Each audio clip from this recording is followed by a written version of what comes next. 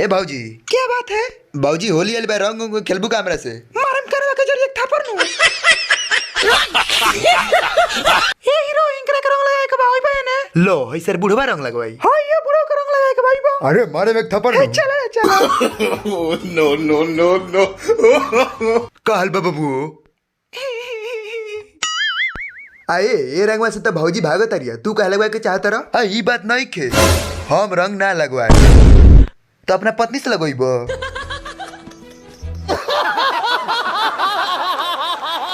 हली ला अपन लेटा रवा। हम तेरे से प्यार ना करेनी। केहू और के चाहे नहीं हम। अब की बार तो होलिया में चुलिया रंगवा ले। ओकरा बाद हमरा के छोड़ दिए, ठीक बा? नो नो नो। होली आ गइल बा और हमरा घर में तो का बताई, मुर्गा बनाते नहीं कसो। नो नो नो। सब घर वाला बोला तरसो कि मुर्गा के मीट ना बनी। का करी चाचा?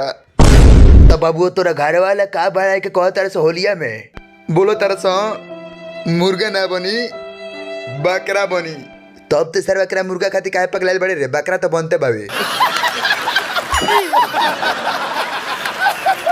तो भाई लोग होलिया के कॉमेडी तार लोग को पसंद आइल बानू तो वीडियो को लाइक कर दलो, आ चैनल पर नया बार तो चैनल के सब्सक्राइब कर दलो, ऐसा भोजपुरी में कॉमेडी देखाती। और हाँ भाई लोग जाकर वीडियो देखो लो, बहुत सारा बा हमारे चैनल में।